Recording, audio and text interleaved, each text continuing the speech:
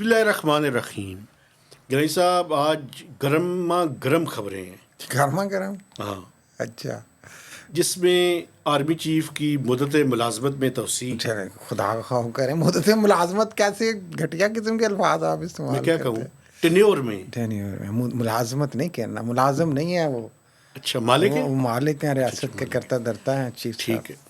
अच्छा, एक तो उसके बारे में मैं आपकी राय जानना चाहता हूँ। दूसरा, आज आपने देखा कि जुडिशल कमीशन की उस पर मीटिंग भी थी। आते हैं बाय द वे। आपको आप तो माशाल्लाह जीएचक्यू से खबरें लाते हैं। मैं सुनने में यही है। या अल्लाह। रात को आप पार्टी शार्टी भी नहीं गए? पार्टी कौन सी थी? सुना है उधर पार्टी शार्टी हुई है जनाब। जल्दी में मेरे ख्याल में टेन्योर यार इन्होंने किसी को आवाज नहीं लगी टेन्योर होगी। टेन्योर जो बढ़ गया सरकार का। अच्छा, उसके बट बाद ये पार्टी देखें, हुई ये थी बड़ा वैसे। ही एक जाहिर है, जिस तरह आपने कहा जल्दी में क्या, ये उन्हें पता होगा जो कुछ हो रहा है। कल वैसे मैं एक बात आपको हाँ। बताऊं, सॉरी, ये बतानी बड़ी ज़रूरी है। कल मैं और गिलानी साहब एक रिपोर्ट लॉन्च थी, उसमें मौजूद थे। अच्छा, मुझे समझ नहीं आया कि एक मिनिस्टर साहब ने उसमें आना था। वो मिनिस्टर साहब पहले तो ज़रा थोड़ा सा टाइम से डिले से आए, और जैसे ही आए उन्होंने कहा जी मैं आपको पहले से बता रहा हूँ कि जैसे ही मुझे उधर से कॉल आई और मैंने वोट देना होगा पार्लियामेंट में, तो मैं फ़ौरन भाग जाऊँगा।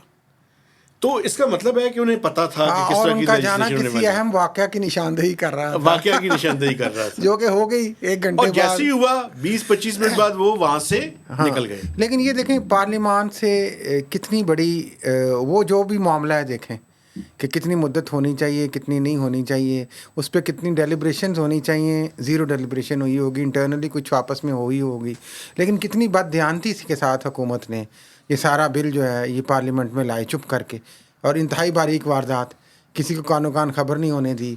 और 15 मिनट के अंदर कौमी असम्बली से बिल पास होता है, 15 मिनट के अंदर सेनेट से 6 बिल पास होते हैं बशमूल ये।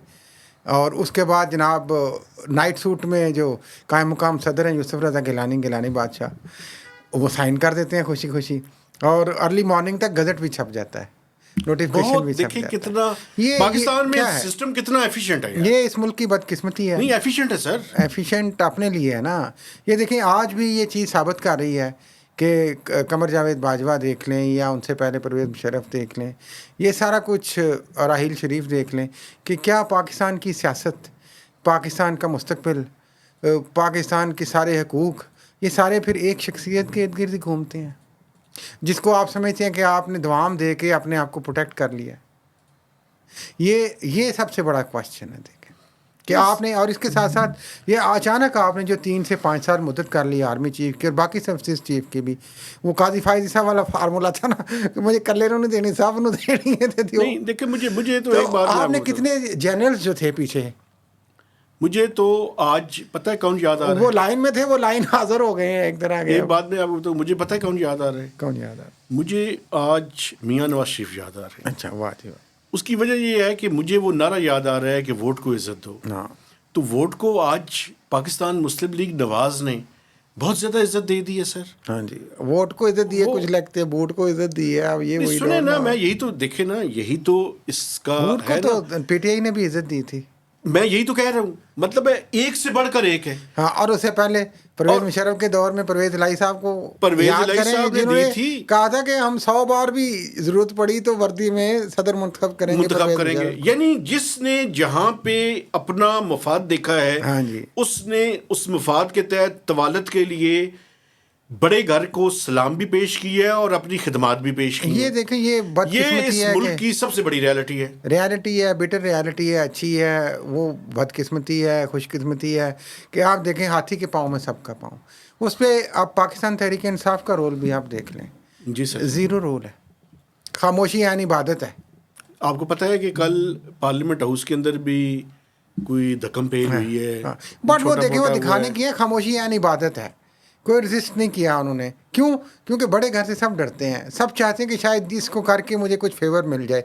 इसकी मिसाल आप वही पीछे ले जाएं, कमर जावेद बाजवा साहब वाली, कि जब उनकी एक्सटेंशन का बिल आया वो सारा, सबने तो PMLN भी साथ चली गई कि जनाब नहीं, शायद हमें भी कुछ फेवर कल को मिल जाए, जो उनको मिल गई। तो ये भी लगे हैं, सबको पता है कि जो, लेकिन मुझे ये बताएं कि इस फेवर के बाद, पावर उधर ही है। फेवर के बाद ये जो हाइब्रिड प्लस रजीम है, हाँ जी, जिसकी क़यादत जो है मियाँ शहबाज शरीफ साहब फरमा रहे हैं, हाँ जी, क्या ये हुकूमत मुस्तहकम हुई है या कमज़ोर हुई है? पता नहीं जी, आप देखें मुस्तहकम हुई है या नहीं हुई है, ये तो अब बाल जो है वो उनकी टोकरी में है ना। आपने टोकरी तो में नहीं, उनको उनके सब कुछ कोर्ट कर में है। दिया कोर्ट में। हाँ जी, टोकरी क्या होती है? कोर्ट में है यार, टके टोकरी चले कोई बात नहीं। हो जाता है यार, हो जाता है, सही। माफ़ी चाहता हूँ। तो लेकिन ये है कि ये यकीनी तौर पे अच्छी साइन नहीं है पाकिस्तान के लिए एक लिहाज से। ये कहना कि ये जी हम बड़ी स्टेबिलिटी ले आएंगे इससे, ये बड़ा एक्सटेंशन 2 दफ़ा हो जाती थी तो हमने इकट्ठे ही 5 साल कर दी, फिर आगे आपने इसको छोड़ा हुआ है एम्प्टी एक्सटेंशन को। और जो सबसे इसमें तकलीफ दह बात है, हैरानकुन बात है, क्वेश्चनेबल बात है, as a civil society person, as a journalist, देखें रिटायरमेंट की एज ये लिखा हुआ है उसमें कि 64 एज ऑफ रिटायरमेंट है जनरल की। चीफ ऑफ आर्मी स्टाफ अगर 64 के हो भी जाएंगे तो वो रिटायर नहीं तस्वर होंगे, वो अपने 5 साल पूरे करेंगे जी। और फिर आगे एक्सटेंशन के बारे में भी लिखा हुआ है कि एक्सटेंडेबल है और उसको खुला छोड़ा हुआ है, यानी कि आप रिटायर होने के बाद भी काम करते रहेंगे। और इसी की कॉन्ट्राडिक्शन इसी तरह अच्छा, की एक तरमीम में ठहरे। पहले देखें, चीफ जस्टिस ऑफ पाकिस्तान का टेन्योर आपने बनाया, आपने कहा जी 3 साल करना चाहते हैं हम, और आपने कहा कि जो ही वो 65 पे पहुंचेगा तो चाहे उसकी जो चीफ जस्टिस की मुद्दत है वो 1 साल हो, वो रिटायर तस्वर किया जाएगा। जी। और यहाँ पे आप कह रहे हैं कि रिटायरमेंट की कोई एज नहीं है। असल में यही तो मैं कह रहा हूँ ना, असूल एक नहीं है ना यहाँ पे। ताकतवर के लिए और असूल है। मसला पता है क्या है, मुझे किसी शख्सियत से कोई प्रॉब्लम नहीं जी। आप देखें, मैं आपको बताऊं, मैं आर्मी के पॉलिटिकल रोल की मुखालफत करता हूं, करनी भी चाहिए, लेकिन ओवरऑल जो मेरिटोक्रेसी है उसके हवाले से मैं आर्मी को आइडियलाइज भी करता हूं। हाँ। अब प्रॉब्लम क्या है? प्रॉब्लम ये है कि अगर आप जो सर्विसेज चीफ्स हैं सारे, उनकी आप टेन्योर बढ़ाते हैं तो भाई जो पीछे आने वाले पीछे आने कितने मुझे जनरल बताएं सारे आप। कर दिए आपने भाई। अच्छा, कोई इस मुल्क में आप देखिए, समझ लें जो ब्रिगेडियर से ऊपर आएगा अब उसने बनना है आर्मी मैं से। यही तो मैं मेरी बात सुनिए ना, मुझे मसला ये है अगर ये कि रहते हैं मुझे मसला ये है कि आपके जो मेरिटोक्रेसी के असूल है उनके तहत आप लोगों का रास्ता ब्लॉक कर रहे हैं। लेकिन देखिए वैसे तो चीफ साहब बड़े असूल परस्त हैं, मैंने तो यही सुना है, ऑनेस्ट हैं। हो सकता है वही रेजिस्ट कर दें, कहे कि नहीं मैं नहीं लेता, रिजाइन कर देते। ऐसी बात नहीं है, नहीं, आप इसकी तवक्को ना रखें। मेरा तो ख्याल कर देंगे। नहीं, ऐसी कोई चीज़ नहीं है। मैंने तो उनका मतलब सुना है, बड़े ज़बरदस्त शख्सियत है। नहीं, मैंने भी सुना यही है, मेरी तो कभी तो मुलाकात फिर वो क्यों नहीं हुई। ऐसा करेंगे? देखें, मसला ये है ना कि हम सारे अपने ऊपर जब बात आती है तो वो असूल शसूल सारे भूल जाते हैं। मसला यही है कि यहाँ पे असूल हैं आपके लिए, ये हमारे दोस्त रिकॉर्डिंग कर रही हैं इनके लिए। मेरी बात आएगी तो असूल डिफरेंट हो जाएगा। अच्छा, तभी चुप है वो। असूल अपने लिए नहीं होता, असूल दूसरों के लिए होता है। नहीं, मेरा ख्याल है वो सोचेंगे जरूर। अच्छा, मेरा वैसे दिल ये मैं कहता आपको है। एक बात बताऊं, ऐसे देखिए पाकिस्तानी मेरा दिल गवाही देता है। मेरा मैं आपको बताऊं, जबरदस्त चीफ आर्मी का जो सबसे इंपॉर्टेंट चीज है ना, उनका यार इंडक्शन का तरीका, उनकी प्रमोशन का तरीका, उनका लोगों का एक जगह से दूसरी जगह अपॉइंटमेंट का तरीका, यानी उनके डिसिप्लिन्ड होने के साथ साथ मेरिट भी है। मेरिट भी है, लेकिन अब जब इस तरह के काम करेंगे और इस तरीके से करेंगे मेहताब साहब, तो ये फिर सवालात खड़े होंगे। एक खुफिया तरीके से बददियानती के साथ ये सारा कुछ किया गया है। डरा धमका कर जुबान बंदी तो करवा लेंगे। आप इमरान खान का रास्ता रोकना चाहते हैं इस तरह कि शायद आप गवर्नमेंट से तो नहीं चुप होते, तो चीफ साहब रहेंगे तो वो सारी पॉलिसियां चलती रहेंगी तो इमरान खान का रास्ता रुक जाएगा। फिर आप ऐसे वक्त पे कर रहे हैं जबकि अमेरिका में इलेक्शन हो रहा है उसी दिन। अच्छा, मैंने ट्वीट भी किया ये रात को, मैंने ट्वीट किया ट्रम्प साहब आ जाए तो क्या ऐसी स्टेटमेंट ना आ जाए, मतलब कोई इमरजेंसी थी और वो इमरजेंसी हमें नहीं पता। और मैं आपको बताऊं, एक हुकूमत की ये भी कामयाबी समझे, किसी को कानो कान खबर नहीं होने दी, यकदम ये बिल लेकर आए। आपको पता है मैंने 1.5-2 घंटे पहले एक ट्वीट कर दी, घंटा एक पहले मैंने 1.5 घंटा पहले कर दिया था, वो भी मैं 100% श्योर नहीं था, एकदम बिल को बिल से बाहर ले आए। मैंने आर्मी चीफ के एक्सटेंशन की बात की, हाँ जी, लेकिन टेन्योर में इजाफे का मुझे कतई अंदाजा नहीं था। उन्होंने इस तरीके से एक्सटेंशन दे दी ना। नहीं, मैं तो अपनी बात बता रहा हूँ ना, मुझे जितना पता था मैं उसकी बात बता रहा हूँ। बात ये मुख्तसरन ये इस पे हम लंबे जा रहे हैं कि इसका यकीनी तौर पे मुल्क को मेरा नहीं ख्याल कोई फ़ायदा होगा। ज़ाती तौर पे मैं समझता हूँ ये काम इस तरह से खुफिया तरीके से करके इसके नताइज आप देखिएगा आने वाले वक्तों में फ़ौज के अंदर भी रिजेंटमेंट होगी। एनालिसिस है एक क्योंकि जाहिर है जिन लोगों का राइट मारा गया है, अब आप देखें, आप तो लेफ्टिनेंट जनरल से ऊपर तो बोल ही जाए ना अब ये सारे कि 27 किए रहेंगे। मैं ज़ाती तौर पे ये समझता हूँ, देखें ऐसी बात नहीं है, लोग हार्ड बर्निंग तो होगी, हाँ होगी, हार्ड बर्निंग के अलावा लेकिन कुछ नहीं होगा, helplessness भी होगी। एक डिसिप्लिन्ड जो फोर्स है उसमें यही मैक्सिमम किया जा सकता है। अच्छा, दूसरी बात पे आ जाते हैं, सियासी जमातों का इसमें रोल सियासी जमातों का रोल बहुत बुरा गंदा है। सियासी जमातें जो भी अपने आप को जो शाह से ज्यादा शाह की वफादार समझती हैं, वो मुल्क और कौम की कोई खिदमत नहीं लेकिन करती। मैं मियाँ शहबाज शरीफ साहब ने मेरा काम तो बढ़ा दिया। देखें क्यों? मैंने पहले 3 साल तक चीफ साहब को सलूट मारना था, 5 साल तक मारूंगा। नहीं, आपने एक और काम भी किया था, आप कह रहे थे कि वो एक्सटेंशन नहीं लेंगे। नहीं, वो एक्सटेंशन नहीं देंगे, उनकी टेन्योर बढ़ गया ना, वो काई साहब वाला फार्मूला आ गया ना। कोई गवर्नमेंट ने सबकी बढ़ा दी है तो मेरा क्या कसूर है यार? नहीं तो जो सिविल ब्यूरोक्रेट्स हैं उनकी भी बढ़ा दें। बट हो सकता है बढ़ा दें, वो बादशाह यार, कुछ भी रातों रात यहाँ पे बिल आते हैं, रातों रात 15 मिनट में पास होकर एडजर्न हो जाते हैं, ना कोई डिस्कशन होती है ना किसी कमेटी में जाते हैं। अच्छा सर, जुडिशल कमीशन, हमारा सलूट बढ़ाने का काम बढ़ा दिया गया है, मारने का काम वो आपका काम है, मेरा उससे ताल्लुक नहीं है। रहूंगा जनाब, मैं तो रहम की अपील भी करता हूँ। मैं साथ साथ एक मैं तो ब्लडी सिविलियन हूँ। नहीं रहम की अपील नहीं, मैं अपने आप को कह रहा हूँ सर, आपको नहीं कह रहा। मैं ब्लडी सिविलियन, चीफ साहब रहम, मैं ब्लडी सिविलियन हूँ और मुझे अपनी औकात का पता है। मेरा तो ना तो इस मुल्क में मेरी कोई इज्जत है, ना मेरी कोई डिग्निटी है, ना मेरी कोई रिस्पेक्ट है, ना मेरे कोई राइट्स है। इतने जज्बाती नहीं, मैं राइट्स मैं बता रहा हूँ। हो सकता है चीफ साहब इसको रिव्यू करें, मेरा दिल ये कहता है। आपका दिल गलत कहता है, ऐसा कुछ नहीं होगा। मेरे दिल के अंदर आप कैसे आ गए? सर नहीं होगा ना, ऑनेस्ट आदमी है, बासूल आदमी है, यही सुना है सर। आप मेरी बात सुने, नहीं होगा। अगली बात करें जुडिशल कमीशन। अच्छा, वो भी आप आ जाएं जी, जो बिलाखिर हमारी जो मिलिट्री इस्टेब्लिशमेंट फिर चीफ साहब का क्या करें कि वो जो सहाफत फतह कर लिया आपने, सहाफत फतह हो चुकी, पार्लियामेंट फतह कर लिया आपने, अब वो अदलिया रह गई थी, उसको पे दर पे वार करके बिलाखिर हमने फतह कर लिया। तो वो आईनी बेंच बना लिया अपनी मर्जी का, जिसकी बार बार बात की जा रही थी। जस्टिस अमीनुद्दीन आईनी बेंच के सरबराह बन गए 5-7 के वोट से, और जो जस्टिस याहिया अफरीदी ने अपोज किया इस आईनी बेंच को, और जस्टिस मंसूर, हाँ जी, लेकिन वो फिर भी 7 की बन गए। लेकिन 7 मेंबर बेंच बना है और कोशिश की गई है कि बैलेंस क्रिएट किया जाए। जस्टिस अमीनुद्दीन हैं जो कि टॉप पे फेवरेट थे, चीफ जस्टिस के लिए भी वो फेवरेट थे, वो कहा जाता है उन्हीं ने बनना है। इवन के चीफ जस्टिस पाकिस्तान को नहीं बनाया गया, लेकिन जस्टिस आयशा को उसमें डाला गया, मुसरत हलाली को डाला गया, जमाल मंदोखेल को डाला गया, मोहम्मद अली मजहर को डाला गया। बैलेंस करने की कोशिश की, हाँ कोशिश की गई है। आप देखें ये किस हद तक पहुँचती है। लेकिन आज ये देखें, ये भी एक बहुत बड़ा अलमिया है अदलिया की आज़ादी के हवाले से। चीफ जस्टिस भी बेबस है, आपने जुडिशल कमीशन में उसको सिस्टम में फंसा दिया और उसके बाद अपनी मर्जी करेंगे। तो अदलिया रह गई थी फतह होने वाली, वो भी धड़ाधड़ फतह हो रही है। तो अब इससे क्या मायूसी के बादल छाएंगे या जतेंगे? मुझे ये बताएं कि आपने मीडिया का भी जिक्र किया था। मीडिया कब फतह हुआ था? मीडिया तो बड़े अरसे से, देखिए परवेज़ मुशर्रफ ने कोशिश की थी उस वक्त फतह नहीं हुआ था, जब इमरजेंसी लगी थी। आपको याद होगा मीडिया ने, आपको पता है हम इधर बैठे हुए थे, हमारे दफ्तर पे आके हमला कर दिया था। ये फिर मीडिया तो खैर बाजवा साहब के दौर में भी काफ़ी हद तक फतह था, इमरान खान के दौर में। आपको याद होगा बड़ा कुछ उन्होंने भी किया बदकिस्मती से।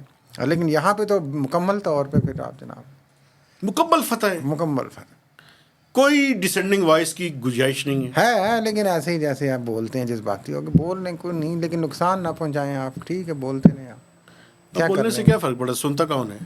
आप तो बोल लेते हैं ना यार, चलो आपका कैथारसिस हो जाता है। तो पार्लियामेंट पहले ही पता है, कोई टगे टोकरी की औकात नहीं है, ना मीडिया की फ्रैंकली स्पीकिंग, ना पार्लियामेंट की, और अब जो अदलिया की रह गई थी वो भी नहीं रह गई। अच्छा, तो एक बात मैं इकोनॉमी आप आ जाएं, आप जो चीफ में शहबाज शरीफ साहब ने बात की थी उसी पे कर लें। आप जाते जाते अहम बात है इकानमी की। उन्होंने कहा जी कि स्टेबिलिटी लाई जा रही है ना इस तरीके से। तो उन्होंने कहा जी कि इंटरेस्ट रेट देखें 22 से 15% हो गया, अब पता नहीं क्या हो जाएगा, दूध की नहरें बहेंगी। अब मैं बताता हूँ आपको क्या होगा। सर जी, आपको कल हमने प्रोग्राम मॉनेटरी पॉलिसी कमेटी की उससे पहले कर ली थी, और मैंने ये प्रेडिक्ट कर दिया था कि 200 बेसिस पॉइंट्स जो है वो कम होगा। वो 250 हो गया सर। तो it's a surprise, it's a good thing, ये बड़ी पॉजिटिव चीज़ है। पॉजिटिव क्यों है, होता क्या है, लोग कर्जा और लेंगे, मैं नहीं बताना चाहता हूँ, नहीं मैं बताना चाहता हूँ। थोड़ा सा मुझे 1 मिनट की अगर इजाज़त है मैं एक्सप्लेन करता हूँ। जब इंटरेस्ट रेट ज़्यादा होता है तो उसका सबसे बड़ा लॉस जो है वो हुकूमत पाकिस्तान को होता है जी, क्योंकि हुकूमत पाकिस्तान को जो डेट सर्विसिंग की कॉस्ट है वो बढ़ जाती है। कल के जो 2.5% पॉलिसी रेट कम हुआ है, हुकूमत पाकिस्तान के कर्ज़ों में 1300 अरब रुपए की कमी हुई। कमी हुई है। अब होगा क्या? अब होगा ये कि ये 15% पे आ गई है। मुझे उम्मीद है अगले महीने के दौरान एक और मॉनेटरी पॉलिसी कमेटी की मीटिंग है, दिसंबर में होगी, उसकी डेट जो है वो आ जाएगी। तवक्को ये है कि ये मज़ीद कम होगा। ज़रूरत इस बात की है कि जो नेक्स्ट कैलेंडर ईयर है इसमें ये पॉलिसी रेट सिंगल डिजिट के अंदर आए। अभी क्या हो रहा है? अभी कोई इकोनॉमिक एक्टिविटी नहीं हो रही। लोगों ने अपने पैसे बैंकों के अंदर रखे हुए हैं, उस पर जो मार्कअप आता है उससे अपना गुजारा करते हैं। ये इंटरेस्ट रेट कम हो तो एक तो हुकूमत पाकिस्तान को थोड़ा सा साई ऑफ रिलीफ मिले, और जो आम आदमी है वो वहाँ पे पैसे ना रखे, बल्कि वो पैसे वहाँ से निकाल के किसी इकोनॉमिक एक्टिविटी के अंदर उन पैसों को इन्वेस्ट करें, ताकि उसके जो एक्टिविटी है, ये पैसे की जो सर्कुलेशन है वो ज़्यादा से ज़्यादा हो सके। देखिए ये एक अहम नुक्ता है। आप सही कह रहे हैं, एक तरफ की बात आप ज़बरदस्त तरीके से पेश कर रहे हैं, लेकिन जब कारोबार ही नहीं है, कैपेबिलिटी कैपेसिटी ही नहीं है, बिल ही नहीं आप अदा कर सकते, तो आप कारोबार कहाँ से चलाएंगे? मैं आपको बताऊं, एक बात मैं आपको बताऊं, ये आप कर्जे तो ले लेंगे। मेरी बात सुन लें, लंबा प्रोग्राम इस पे फिर किसी टाइम हाँ। इकॉनमी पे कर लेंगे, लेकिन ये दूसरी एक साइड है बात ना। सुने ना, नहीं दूसरी साइड नहीं, एक और बात सुने ना।